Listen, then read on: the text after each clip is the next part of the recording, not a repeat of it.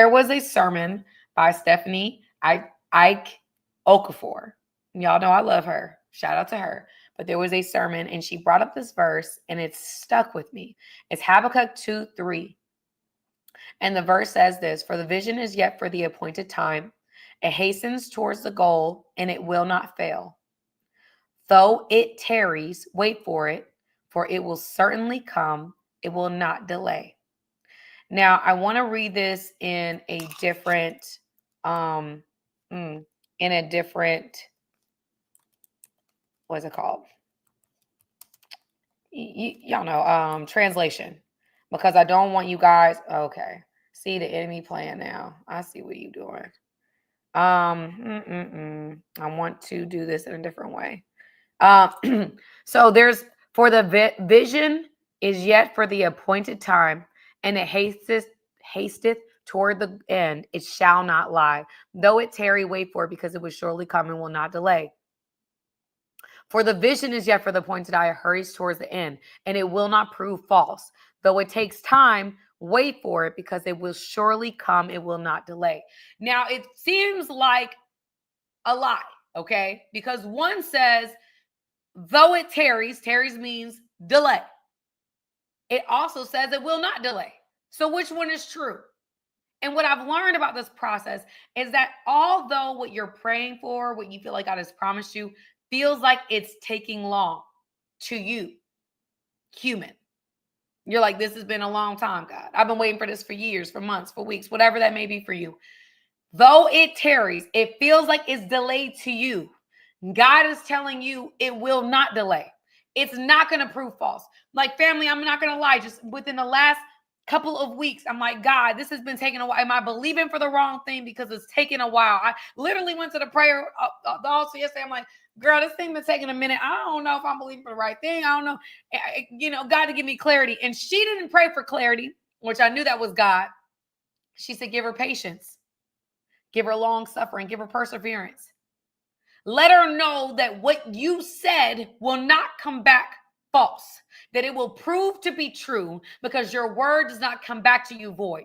Some of you guys have given up on dreams, given up on promises that God has specifically given you because it's taken too long. And I'm here to tell you, it's going to feel long to you. That's a part of the process, but it does not delay. God says it will come back.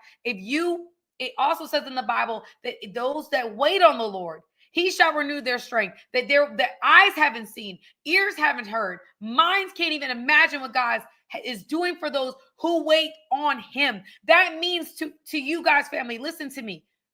I know it feels long to you. It felt long in the Zachariah story where he had been praying with his wife for a child this whole time. And after his wife is at an older age, has past menopause, now she's at a place in a time where she's been promised a child. And he's like, why would you wait till this time to give us John the Baptist? I don't understand this. But John was prophesied to come at a certain time and in a certain condition, that even though it felt long to them, it was part of God fulfilling his prophecy. It was part of God saying that at that appointed time was the best time for it to happen according to the plans that God had set, that he had already foretold in the Old Testament. Meaning that, family, God understands your circumstance. He understands the condition that you're sitting in. He understands where you are right now. And it may feel like, God, if you see this, why are you taking so much time? God wants you to know, I see you. I see your circumstance. And I'm considering all aspects of this thing. I'm not just thinking about what you're dealing with. I'm thinking about the other side. I'm thinking about the world today. I'm thinking about what I'm doing right now. And at this very moment is not the best time. Know that I'm a God that is intentional. Thank you, Jesus. I know that I know what you're facing, that I know that there's a lot that's on you. Family, I'm saying it to God. I'm like, God, I'm giving up so many things. I'm walking in this obedience. I don't know what you're going to do. I'm giving it up. I'm releasing it to you. I'm trying to be obedient, and it's scary. And he said to me, woke me up at a time, and it made me emotional. He's like, listen, I know the appointed time. I know. In fact, family, I'm going to read the verse to you. I believe, oh man, I think it was, y'all, I got to look it up. I got to look it up because I want you guys to hear this because it really did something for my spirit when I saw it. Hold on. I'm sorry, y'all. I got to share this with you. So there was a verse that came up, and it was Psalm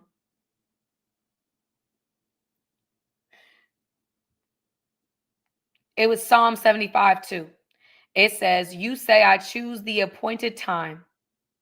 It is I who judge with equity. It is I.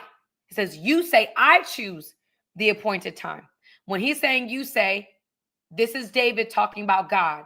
God is saying, I choose the appointed time. It is I who judge with equity. God is telling somebody today, equity means balance. Equity means fairly, judging fairly. He's saying that considering all aspects of my plan, considering everything that is weighted upon what I'm about to do for you, I know the best time. Family, I can look back over my life and I can think about things that I prayed for to happen, to work, that I'm thankful that God didn't answer me. I'm thankful that God had allowed me to experience certain no's in my life because I understand now why those no's were not good for me. I am thankful that God understands that in that moment, my human mind, only seeing to the corner, thinks that this is the best move for me. But I want to encourage you guys today that God sees beyond the corner, that his timing is his kindness, that he understands that there is an appointed time that is best suited for not only you, not only for who your yes impacts, but for what God is doing in the earth at that time. That it may feel like you are waiting and waiting, and you may be questioning whether you're believing correctly. I want you to know the wait is a good indication that you're right where you need to be. I want you to know that that waiting is actually producing something within you. It says in James, it's producing the type of perfected character, the character that can hold the promise. That I want you to know that your dreams, if you're a dreamer like me, they are coming true. But you just have to wait for the God who judges fairly, who understands every aspect of what you're praying for and what it impacts not only you, for the generations that are behind you. I want you to know that God sees you. He sees what you're facing right now. He sees how you're experiencing what you're experiencing, how you're making certain changes. A lot of people, family, are walking heavy. We're doing it differently now. We're saying, you know what? Yes, God is awakening us. And I believe there's a mass spiritual awakening. And I believe it's because God is taking his people home soon. I do believe that. God is doing a new thing. And I want you guys to not be ignorant of the times of what we see. And when we see flood waters that magically go from 0 to 25 feet in a matter of 45 minutes, I don't want you to neglect the earthquakes that are happening at a rapid pace in other parts of the world. I don't want you to ignore the wars that are breaking out that were foretold in the Bible. I don't want you to ignore the times.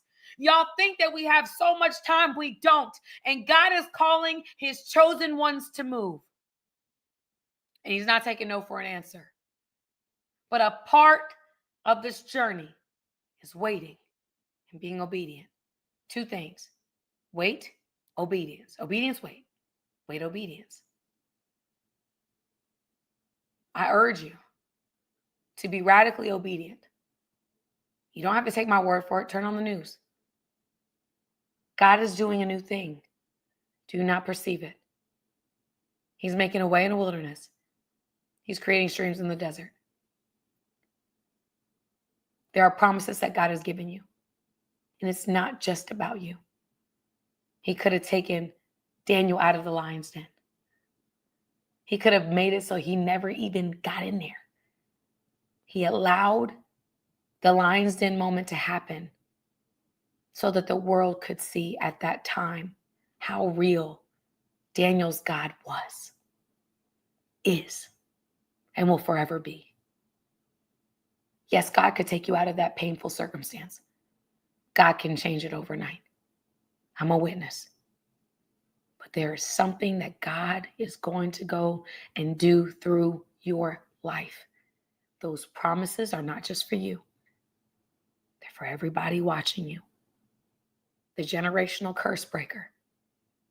The one who's not only going to impact your lineage, but lineages to come. Your story was divinely created for him to get the glory. So I know it feels like whatever you're praying for is late or it's not going to happen. I want to urge you that is part of the process. That's kind of what he does. He creates impossible circumstances, things that do not look like they are coming together, but they are.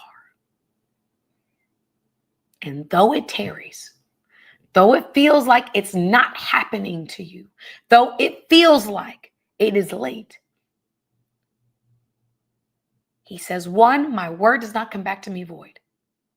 But number two, though it feels late to you, I urge you, I assure you, it will not delay. That I'm not doing this for no reason. There's purpose in your story. So don't just give up on your dreams, family, because they're not convenient. With everything, there's a cost for convenience. You order DoorDash or Instacart, you're going to pay a convenience fee. You go to fast food restaurants, fast food, but is it good for you? Is it good for your waistline? You can take Ozempic to lose weight, but there's a cost. Convenience always has a cost. Don't settle in wildernesses when there's a promise in a promised land with your name on it. I know it's hard, family, but God is with you, mighty warrior. And though it feels like your dreams and your promises are running behind, I promise, God promises that if it came from him, it is impossible for him to lie.